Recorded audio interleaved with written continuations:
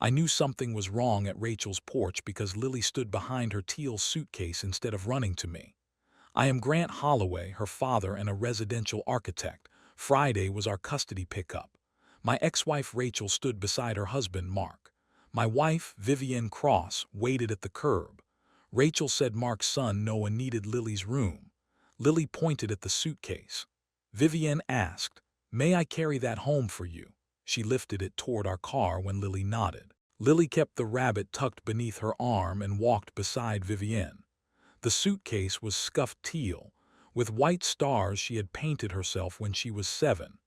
A small brass tag stamped Lily hung beside a key on blue string. "It's only for a while," Rachel said. "The water damage has made Noah's room impossible.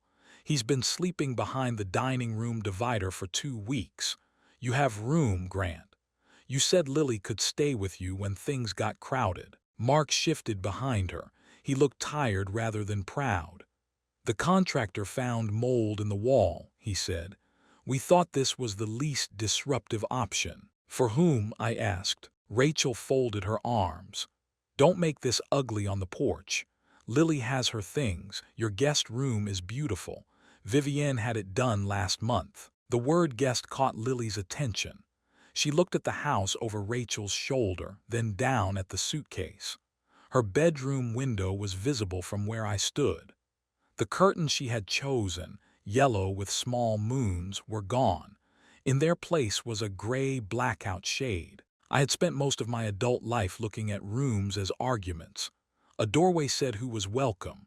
A wall said what had been sacrificed. A cramped bedroom said which promise had been postponed. But on that porch I did the cowardly thing I had always done when custody logistics became complicated. I started calculating beds, schedules, school routes, and whether I could move a desk by Monday. Lily interrupted me. "Can I still have my Saturday things?" Rachel's expression faltered. "Of course, honey, they're in the suitcase." "All of them." Rachel looked at Mark. Mark looked at the floor. Vivienne did not raise her voice. "Rachel, what exactly is in the suitcase?" "Clothes, her books, her bathroom stuff. I boxed the rest." "Where are the boxes?" I asked. "In the garage, until we figure it out." Lily's shoulders went tight. She was 10, old enough to understand the difference between a weekend bag and boxes in a garage. She did not cry. That made it worse. "No one is figuring out Lily's life on a porch," I said. "She is coming with me tonight. Her school things stay with her, and Monday remains her school day as usual." Rachel's chin lifted. "That is not what we discussed." "We did not discuss it. You sent a text at noon saying there was a housing adjustment, because I knew you would make a scene." "No," Vivienne said, still holding the suitcase. "Because you made a decision before you were willing to hear anyone object to it." Mark stepped forward then, careful not to crowd Lily. "Noah did not ask for her room," he said. "I need you to know that. He knows he gets the room because it is dry. He doesn't want Lily upset. Children should not have to ask for their own bedrooms to be taken from someone else." The failure belonged to Rachel and Mark. Rachel exhaled through her nose. "Grant, you have a bigger home. Vivienne has resources. Lily is safe with you. I am not throwing her away." Lily finally looked at her. "You put my key on my suitcase." Rachel's face changed. For the first time she seemed to see the brass key.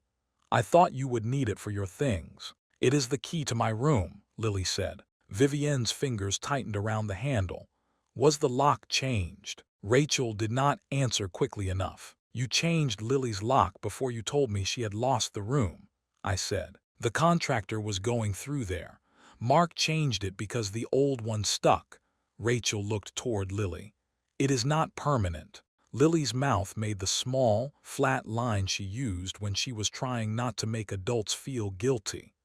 I hated that I recognized it.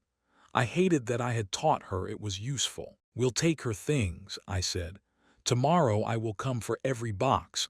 Do not move anything else." Rachel started to answer, but Vivienne had already opened the rear door. She set the suitcase inside gently, like it contained something breakable. It did.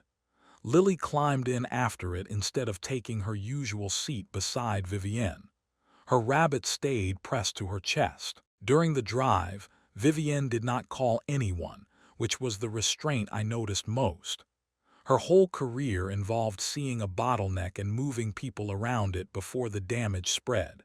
In a crisis, she could make a dozen decisions while other people were still choosing a chair. But she only reached back once, palm open between the seats. "Do you want your suitcase beside you or in the trunk?" she asked. Lily considered this. "Beside me." "Okay." At home, Vivienne had prepared the guest room because she believed preparation was kindness. The room had a new white desk, a narrow bookcase, and lavender bedding Lily had admired in a catalog. The bed was made too smoothly. A framed print of planets leaned against the wall because Vivienne had not decided where Lily would want it. "We can make it yours," Vivienne said softly. "Not tonight. Tonight it can just be a place to sleep." Lily stood at the doorway with the suitcase behind her. "Did you know I was coming?" The question landed on Vivienne before I understood its shape. She had ordered the desk after Rachel's noon text, moving fast because she could. She had also arranged the room as if the speed of her response made the decision kind. "I knew something had changed," Vivienne said. "I did not know what you wanted. I should have asked before I changed this room." Lily nodded once. "I don't want to unpack." "Then don't," I said. "You do not have to unpack one thing tonight." She dragged the suitcase past the guest room and set it against the wall outside my office. I almost redirected her. The hallway was not a bedroom. Then I saw why she had chosen it.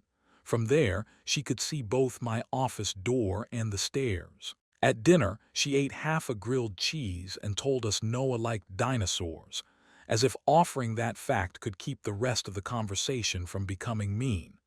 Vivienne asked whether Lily wanted the movie room or quiet. Lily chose quiet. I washed dishes while Vivienne sat on the floor outside the office with her, neither of them speaking. Later, after Lily had fallen asleep on the pullout in my office with the suitcase against the sofa, I examined the key tied to its handle. It was old brass, not the newer key Rachel had used for the front door.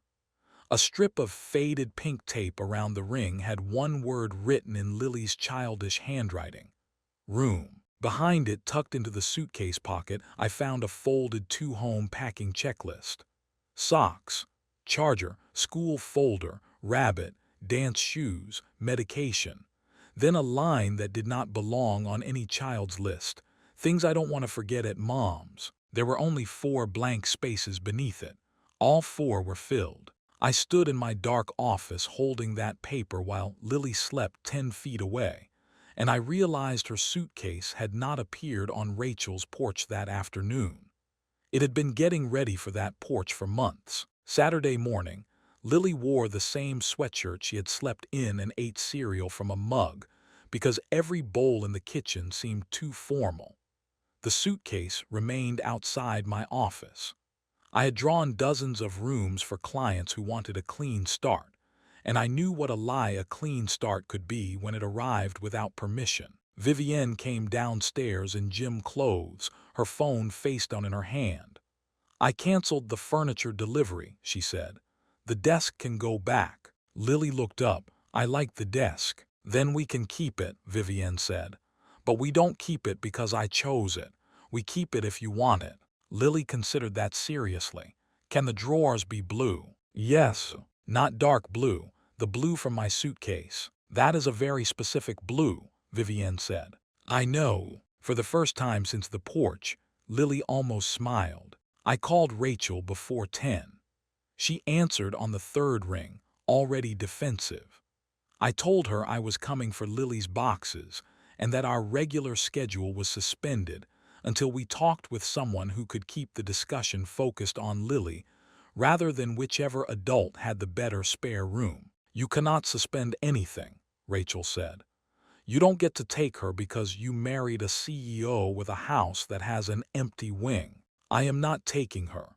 I am refusing to let her be handed off permanently by text." You offered extra time when my house got crowded. Extra weekends, not an eviction. She went silent and I heard a cabinet close on her end. The house flooded, Grant. Noah is sleeping beside the dining room. Mark and I are trying to repair it. Then repair it without making Lily the temporary wall you remove. That sounded rehearsed. I wished it did not, but it was true. Vivienne made a small motion from the kitchen island. She wanted the phone. I put it on speaker instead. We need a family mediator, I said. Dana Ruiz handled our revised schedule 2 years ago. She knows the history and does not work for either of us. I will request an emergency parenting conference for Tuesday. Lily stays in her current school Monday. Rachel gave a humorless laugh. You are making this legal. No, I am making it witnessed. Vivienne spoke then. Rachel, I can have counsel prepare an interim arrangement by lunch. Not my company. Independent family counsel. I covered the microphone. No. Her eyes sharpened.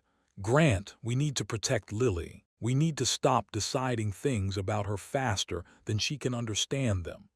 Counsel on a Saturday makes this a contest. Rachel already made it a contest. Then we do not copy her. Rachel heard enough to say, I don't need your attorneys, Vivienne. Good, I said. Dana, Tuesday. Until then, no change of school, no removal of property, and no conversations delivered through Lily. Rachel agreed to the meeting only after I said I would put the request in writing. Mark did not come on the call. I made a note to ask why, then hated myself for treating a family fracture like an item on a project list. At noon, Lily asked if she could come when we collected her boxes. I want my blue hoodie, she said, and my art box. You don't have to see the room, I told her. I do want to see it, I just don't want to go in. Vivienne asked, would you rather stay in the car and point out what you need? Lily nodded.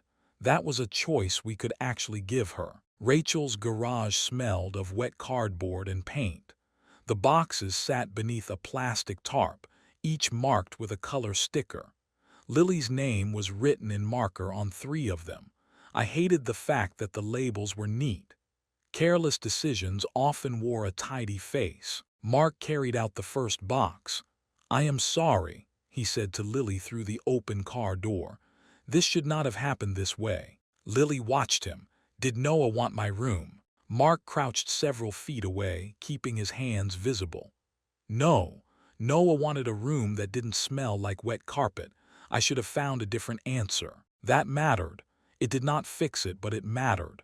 Lily looked at the driveway and said, okay. It was not forgiveness. It was the only answer she could manage. Rachel came out holding a white laundry basket. This is her closet stuff. I washed it. Vivienne accepted it without comment. Then Lily saw the brass key hanging from the suitcase and asked the question I had avoided. Can I get in my room? Rachel's face tightened. Not right now, Noah is resting. He has a room already, Lily asked. The silence after that was long enough to make every adult look guilty. Rachel said, he is using it until the repairs are done. But where are my things? In these boxes. Lily glanced at the gray shade upstairs. Then it isn't my room. Rachel began to say her name, but I stopped her. She is right. The changed lock had been presented as maintenance. The shade had been presented as a temporary solution. Yet the room had already been converted into a place where Lily could not enter and someone else could sleep. Architecture was usually honest about function. Adults were the ones who mislabeled it. Back at home, I carried the boxes into the living room. Lily took out her art box first. Under it were winter clothes, a stack of sketchbooks, and the purple dance shoes she had asked for. Under those was a smaller plastic folder filled with the packing checklists. Each one was dated in Lily's handwriting.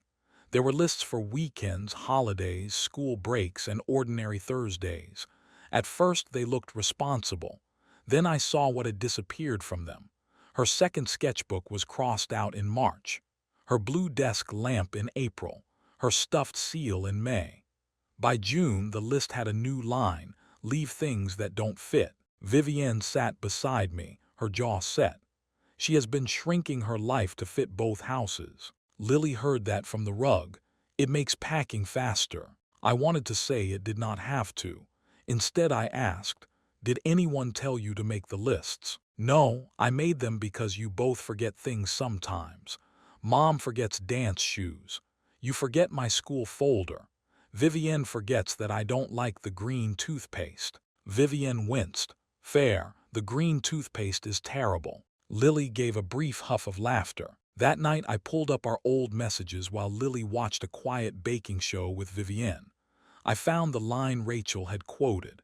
It was from February after a snow day. If the house gets crowded or complicated, let Lily stay with me as long as she needs. I had meant it as reassurance. I had offered a door, not a replacement home. But I had never written that distinction, and Rachel had built her certainty inside the gap. I showed Vivienne. She read it twice. You gave Rachel a sentence she could use, she said. I gave Lily another way to believe she was movable. Vivienne's phone lit up beside her. A school enrollment coordinator had responded to something. Vivienne turned the screen face on too quickly. I looked at her. What did you do? For the first time all day, she did not have an answer ready. Vivienne did not deny it. The unread school notification stayed bright on the table between us. That was one reason I trusted her, even when trust was inconvenient. I asked the enrollment office what a transfer would require, she said. I did not submit it. The notification says application received. She picked up the phone and read the screen as if it might change under pressure. I began the application. The system saves a draft as an application. I intended to ask Lily after I knew whether there was space. You intended to ask her after you had made the path easy enough that saying no would feel ungrateful. The words were harsh. I knew they were accurate because Vivienne did not argue with them. I wanted her close, she said. I wanted her to have a school near us and not be driven across town by adults who keep changing their minds. So you changed her school before she could tell you what mattered. I asked a question. You used a question to start a process only you knew existed. Vivienne sat very still. In any other circumstance, her stillness would have meant a room was about to reorganize itself around her. At home, it meant she was listening while hurt. You are right, she said.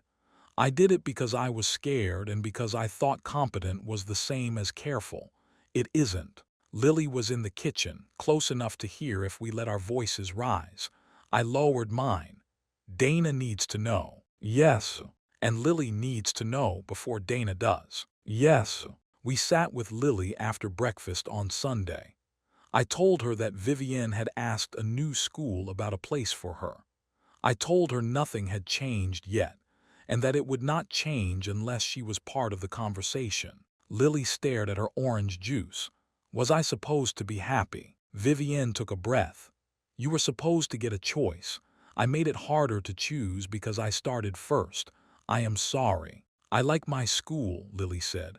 Ms. Romero knows I get quiet when people fight, and Maya sits with me at lunch. Then you stay, I said. Vivienne slid her phone across the table.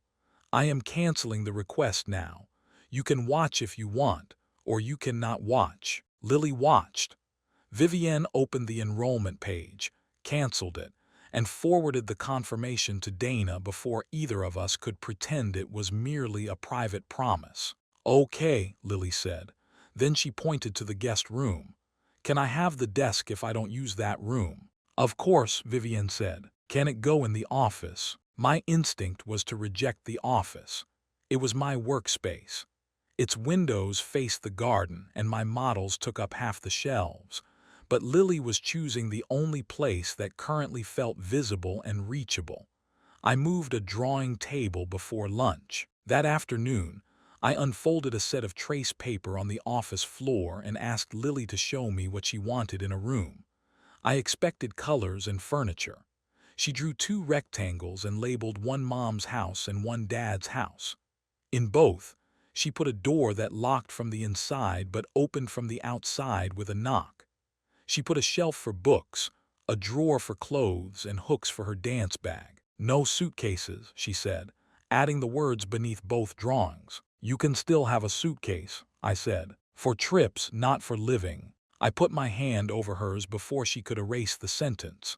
That is the rule. Tuesday's emergency conference took place in Dana Ruiz's office, a renovated house near the library with windows that looked onto a small courtyard. Dana had handled our revised schedule after my work travel ended. She was 46, a family mediator, and her job was not to decide custody or reward the parent with the sharper lawyer.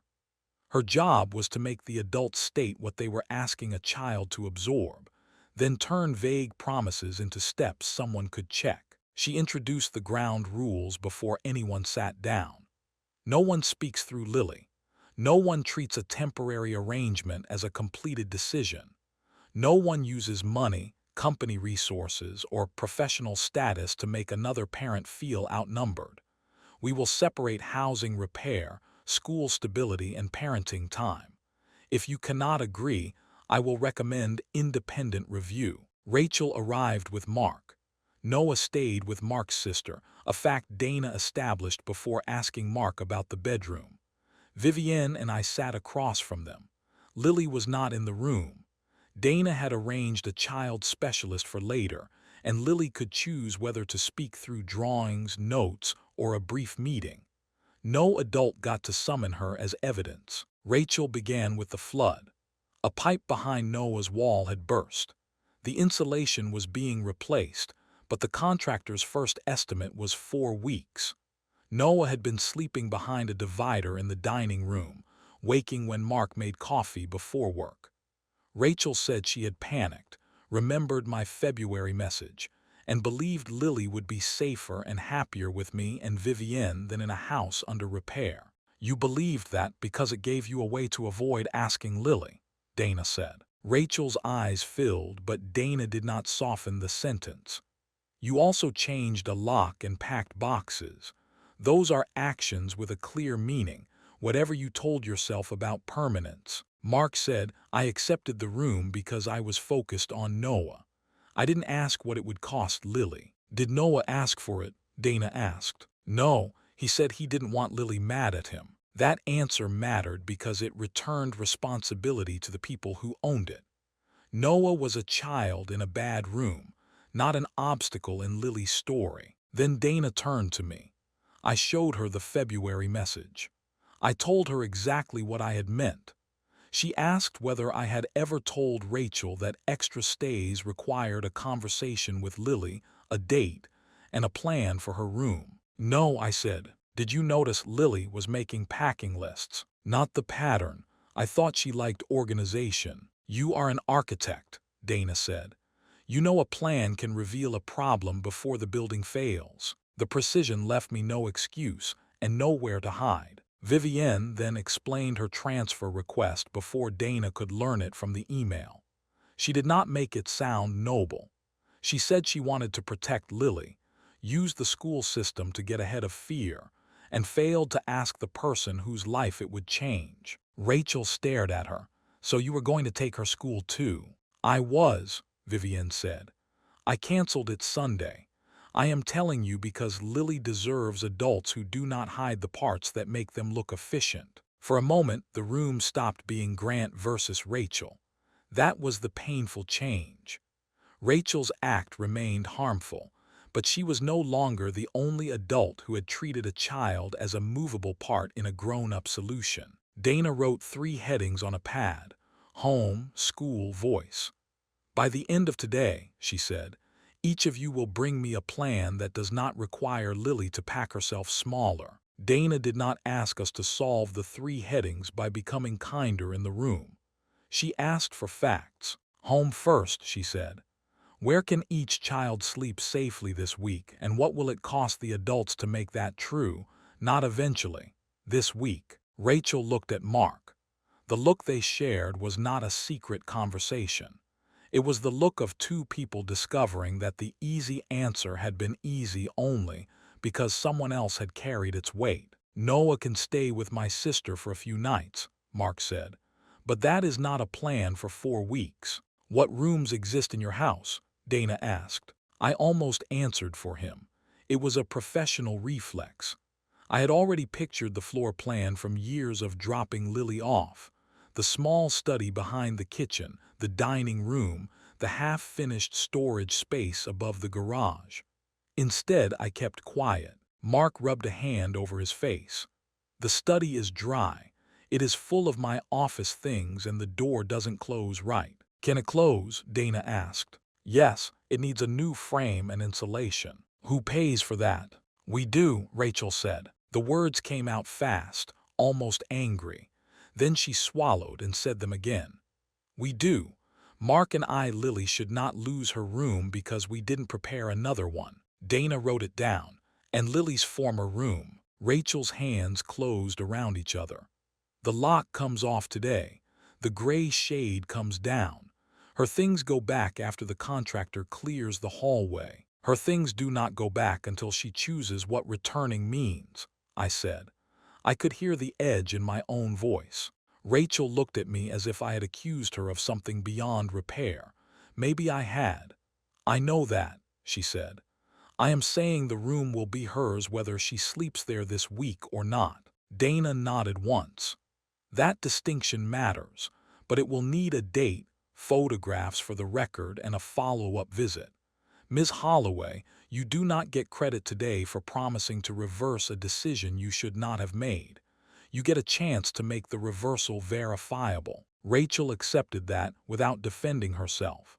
It was the first useful thing she had done since Friday. The school remains unchanged through the term, I said. I will handle the drive on my parenting days. And when your site meetings begin at 7, Dana asked. I will not put Lily in a car service and call it consistency. I can move the meetings or have my project partner cover them. Vivienne looked at me. I can take mornings twice a week if Lily wants that. Dana turned to her. Can you take mornings without changing schools, applying to programs, or redesigning the day before Lily has agreed? Vivienne did not flinch. Yes, I can ask what she needs, then organize around the answer. Good, put that in a practical sentence. Vivienne thought for a moment. No school change, activity change, or overnight change will be proposed to Lily as a decision already made. We tell each other first, then discuss it with her in a scheduled adult conversation. She is not asked to carry the message. Rachel looked down at the table. I agree. Dana set her pen down. There is one more issue. Mr. Holloway, you sent an emergency petition to your attorney's intake office yesterday morning. I asked what it would take to keep Lily with us temporarily, I said. The intake attorney said a petition could request immediate primary residence while the room was unavailable. And what would Lily become in that petition? Dana asked. Evidence, I said. Would it solve the room? It might force an order. That is not my question. No, I said. It would not solve the room. Vivienne reached for my hand, then stopped before touching it. That small pause was not accidental. She waited until I turned my palm upward. We withdraw it, I said. Rachel looked up sharply. You don't have to do that because you think it makes you better than me. I am doing it because I was about to use the same failure with better stationery. Dana said, withdrawal does not erase the option of independent review. It means you are choosing a monitored temporary plan first. If anyone violates it, we reassess. I want it withdrawn today, I said. Vivienne added, and I will not fund an aggressive filing through a private firm. If review is needed, it is independent and child-centered. Dana asked Mark to explain the study repairs. He said the desk could move into the garage storage area, the door frame could be repaired Thursday, and an insulation crew could finish by Monday. He had a contractor's estimate, but Dana did not accept it as a magic answer. She asked who would be present, where Noah would sleep until then, and whether the study had a working smoke detector. Mark called his sister from the hallway and arranged for Noah to stay there until the study was finished and safe. He asked Noah's permission before confirming it. I heard only his side of the call, but I heard the difference in it. Noah asked if Lily hates him, he said. Rachel put a hand over her mouth. What did you tell him? Dana asked. That Lily is hurt because adults moved her things, not because of him, and that I should have said no before he had to feel like he got something from her. By late afternoon, the first temporary plan filled 3 pages. Lily would stay with me through the school week. Rachel would have supervised dinner visits at a neutral family center on Wednesday and Saturday, not as punishment, but because the home was still under work, and because Lily had asked not to cross that threshold yet. Mark and Rachel would restore Lily's room before requesting regular overnights. Noah would have the study, not Lily's bedroom, once it was safe. Grant and Vivienne would preserve Lily's school, cancel every transfer step, and submit our own home to the same follow-up review. Why you're home? Rachel asked, tired now rather than hostile. Because a pretty guest room is not a permanent room, I said. And because Lily should not have to prove your house changed while ours gets assumed to be fine. Before we left, Dana explained that child specialist Tessa Morgan would meet Lily privately, bring back needs rather than quotes, and let Lily refuse every question. Outside, Vivienne and I stood beside the car while Rachel and Mark walked to theirs. Rachel stopped halfway across the lot. Grant, she said, the room will be ready before Lily has to decide whether to sleep there. I cannot ask her to trust it yet, but I will make it true first. Make it true, I said, then let her see it on her own terms. At home, Lily was at the kitchen table sketching shelves with a ruler I had left beside her. She looked up when we came in. Did anybody win? She asked. I set my keys down. No, we made rules so nobody has to win you. She studied my face, deciding whether that was an adult sentence with a hidden trap. Then she moved the teal suitcase away from the office wall and placed it beside the blue drawer desk. Can I keep it there until the rules work? She asked. Yes, Vivienne said, as long as you want. Wednesday afternoon, I drove Lily to Dana's office for her private meeting with Tessa Morgan. At the curb, Lily unbuckled and looked at me in the mirror. Is Tessa going to ask me who I want to live with? No, I said. She is going to ask what you need adults to stop doing. You can say nothing if you want. Can I say I need them to stop making me explain their messages? You can say that. Can I say Mom should know where my dance shoes are? Definitely. While Lily met Tessa in the adjoining room, Dana reconvened the 4 parents around her table. 40 minutes later, Tessa joined us alone. Lily chose to speak, she said. She also chose which parts I could share. I am going to give you needs, not a transcript. Rachel's fingers tightened around her coffee cup. Mark leaned forward. Vivienne put her notebook closed on the table. I copied her and moved mine away. Lily needs the same school through the end of the year, Tessa continued. She needs advance notice before changes to rooms, overnights, activities, or transportation. She needs a place for her own things in each home that no sibling or guest will use without her agreement. She needs messages between adults to stay between adults. And she needs to know that when a repair or emergency changes a home, the adults will make the disruption smaller for the children before asking either child to give something up. No one spoke for several seconds. She said that, Rachel asked. She helped me phrase it, Tessa said. The principle is hers. What about the suitcase? I asked. Tessa looked directly at me across the table. Lily says it is for trips. She would like to decide when it is packed. Dana turned the pad toward us. Now we make each point enforceable. The plan cannot rely on a parent remembering the feeling in this room. Rachel spoke first. Lily's room is restored by Friday evening. Mark and I already removed the blackout shade. The old lock is off.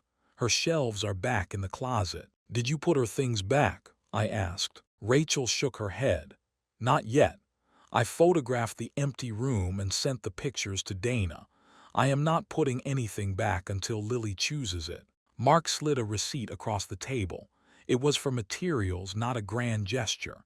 The study door frame, insulation, a smoke detector, and a small bed for Noah. The work starts Thursday, he said.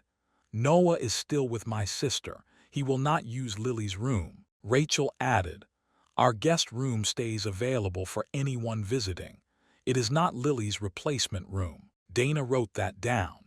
And if another emergency makes a room unavailable, Mark and I make a plan that does not remove Lily first, Rachel said. We call Grant and Vivienne before we move a box. Call us as parents, I said. Not to ask permission for your home, to make sure Lily hears one truthful plan. Rachel looked at me, then nodded. Yes. Vivienne had her phone on the table. She placed it in the center, screen up, and opened the email from Lily's school. The cancellation confirmation was already there, but she forwarded it to Dana, Rachel, Mark, and me while we watched. No transfer request exists, she said. No waiting list. No enrollment file. I also spoke to my assistant. She knows not to arrange a school visit, a driver, or a room delivery for Lily without asking us first. Dana's eyebrow rose. And what will you do instead when you are worried? I will say I am worried, she said. Then I will ask Lily what would help and ask the other adults what they know. I can make a plan after that. That is not a small change for you, I said. No, she replied.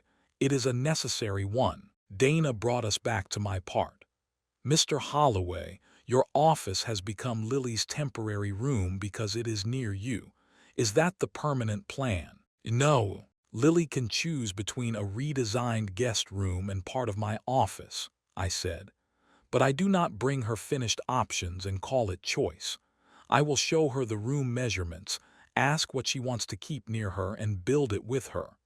If she wants neither, I make another plan. What happens to your work? Mark asked. It gets smaller. He looked down at the receipt for Noah's doorframe.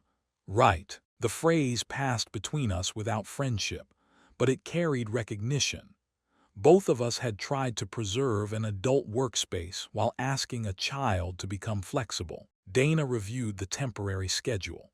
Lily would remain with me for school nights for the next 4 weeks. Rachel's dinner visits would continue in the family center until Lily chose a home visit.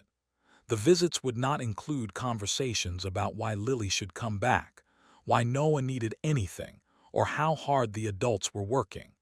If Lily asked a question, the answer had to be plain and age-appropriate. Mark would not ask her to reassure Noah. Noah would not be asked to apologize for a decision he did not make. This sounds like punishment, Rachel said quietly. It is consequence, Dana said. The difference is whether you use it to shame someone or to protect the person who was harmed. You restore trust by making the room and the behavior reliable. Rachel wiped under one eye with her thumb. I can do that. Can you do it when Lily does not forgive you quickly? Dana asked. Rachel nodded again, slower. I have to. Before Dana ended the meeting, Tessa opened the adjoining room door. Lily had chosen to join us for the final 10 minutes. Lily stopped at the doorway. Dana asked whether she wanted everyone sitting, standing, or separated by the table. Lily chose sitting. She chose the chair beside Tessa, not beside either parent. You do not have to answer anything you do not want to, Dana reminded her. I know, Lily said. Tessa told me like 4 times. Tessa smiled.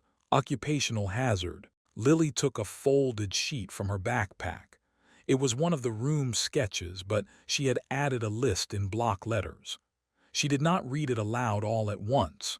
She pointed to each line while Tessa gave her time. Same school. My room at Mom's stays mine. My room at Dad's is not a guest room. Knock first. Tell me before things change. No putting messages in my bag. No making Noah feel bad. Then she looked at Rachel. I don't want to sleep at your house until my room looks like my room, not just your room with my bed. Rachel's face folded in on itself. She did not reach across the table. Okay, she said. You can see it first. You do not have to sleep there. Lily looked at Vivienne next. And don't make stuff for me without asking, even if it is blue. Vivienne gave a small, honest nod. Especially if it is blue. Finally, Lily looked at me.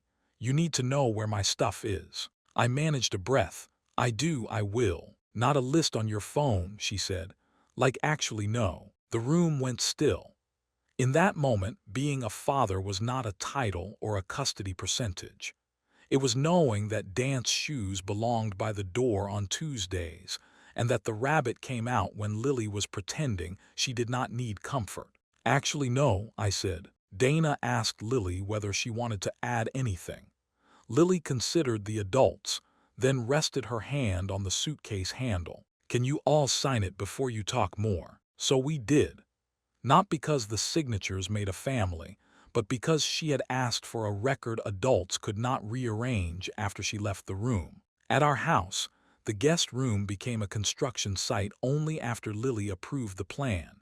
She chose it over half my office because she wanted a door that led to the hall but a window that faced the garden. She wanted the desk with the blue drawers, a reading shelf low enough to reach, and a corkboard for drawings. She did not want lavender bedding. It feels like a hotel, she told Vivienne. That is devastating news for the bedding, Vivienne said. It tried very hard. Lily laughed properly this time.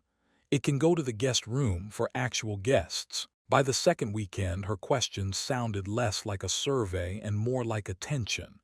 Do you want company while you paint? Should this hook be higher? Is this a day for quiet? Sometimes Lily said yes. Sometimes she said no. Vivienne practiced taking both answers as information rather than rejection. 2 Fridays after the conference, Rachel invited Lily to see the restored room. Dana had suggested the visit be short and optional. Lily asked Tessa to come, and Tessa did. I waited in the car with Vivienne while Lily went inside, because the house had to become hers without my body occupying the doorway like a warning. From the street I could see the yellow moon curtains back in the window. The gray shade was gone. Mark had taken the porch steps 2 at a time earlier that morning to show Noah his finished study, then carried the last box of office cables into the garage himself. Noah had his own bed, his dinosaur lamp, and a door that closed. No one called it a sacrifice. It was an overdue repair. She is not a site inspection, she said. I know. You are acting like you are waiting for a certificate of occupancy. That irritated me because it was accurate. I rested my head against the seat. I want the room to be enough. It cannot be enough yet. It can be true. That is the job. When Lily came back, she did not look delighted or devastated. She looked thoughtful. My books are in the right order, she said. Rachel had followed the sketch Lily had made, including the low shelf and the hooks for the dance bag. She had put the old brass key on the desk instead of tying it to the suitcase. Lily had picked it up, tested the door, and put it in her pocket. Do you want to sleep there this weekend? I asked. Lily shook her head. Not this weekend. Maybe after Noah gets his room for real. Okay, I said, you tell us. The 4-week review came on a Tuesday evening. By then Noah had moved into the insulated study. Rachel had completed every dinner visit without asking Lily to promise anything, and Lily had spent one afternoon at Rachel's house to bake cinnamon rolls with her mother. She left before dinner because she wanted to. Rachel let her leave without calling it a setback. Dana asked, what changed in behavior? Rachel answered first. I tell Grant and Vivienne about repairs or schedule issues before I tell Lily. Then we tell her together, in language she can understand. I do not pack her things to make a point. Mark said, Noah and Lily do not have to trade comfort like it is a prize. If one child needs something, I solve it as a parent. Vivienne said, I ask before I organize. When I cannot ask immediately, I wait. Dana looked at me. I stopped treating the calendar as proof that I was attentive, I said. I know what Lily's week holds. I ask about it before I make commitments around it. And if a schedule needs to change, I call. I do not send a sentence that someone can use to make her movable. Dana nodded. Then the longer parenting agreement can begin. It keeps school stable through the year, requires 30 days notice for non-emergency changes, gives Lily protected rooms in both homes, and requires any adult disagreement to go through the adults, not through her belongings. The reduced overnights end only when Lily asks to resume them. Rachel signed first. Her hand shook, but she signed. Mark signed beside her, then Vivienne, then me. Lily did not have to sign. She had already done the harder thing, which was tell us what the signatures had to mean. That night, after Lily went to sleep in her blue drawer room, Vivienne and I stood in the hallway outside it. A strip of light shone beneath the door. We had agreed to knock, so neither of us reached for the handle. "I am sorry I made our home feel like a better version of the same decision," Vivienne said. "I am sorry I expected you to fix something I had not been paying attention to." I leaned against the wall beside her. "I thought marrying you meant Lily would always have more protection." "It means she has another adult who has to earn her trust," Vivienne said. "Not another person allowed to decide for her." I looked at her then. Vivienne had carried the suitcase off Rachel's porch. She had made that first, visible choice when Lily needed someone to take the weight. But staying married to her was not about finding the most capable person in a crisis. It was about choosing someone who could be corrected, who could correct me, and who would keep returning to the work after the dramatic moment had passed. "I choose this," I said. "Not the version where you rescue us. The version where we ask, even when asking is slower." Her eyes softened. "I choose that version too. And I choose you if we keep being honest when competence becomes an excuse." "Deal," I said. She held out her hand. I took it. We did not open Lily's door. We waited until the light went out, then went downstairs and washed the paint cups she had left in the sink. 3 months later, Lily spent her first full weekend back at Rachel's house. The moon curtains were still in the window. Noah's study was still his. Lily texted me a photograph of a cinnamon roll shaped badly like a star and wrote, "Do not tell Mom it looks like a potato." I wrote back, "Your secret is safe." Then I put the phone down instead of sending 5 more questions. Rachel had already told us Lily was home. Lily had chosen to tell me about the roll. That difference mattered. When she returned on Sunday, she brought a backpack, her dance bag, and nothing else. The teal suitcase stayed in her closet at our house because there had been no trip. She went straight to her room, placed the old brass key in the suitcase's inside pocket, and looked at Vivienne and me waiting in the hall. "Can you move the last shelf now?" she asked. Vivienne smiled. "Do you want it higher or lower?" "Higher, for the things I don't use all the time." I helped hold the shelf while Vivienne fixed it to the wall. Lily put her winter sketchbooks on it herself. Then she opened the teal suitcase, checked that the brass key was inside, and closed it without sitting on the lid. She slid it into her own closet beneath the reading shelf. "There," she said. It was only luggage again. And this time, nobody had carried it home for her.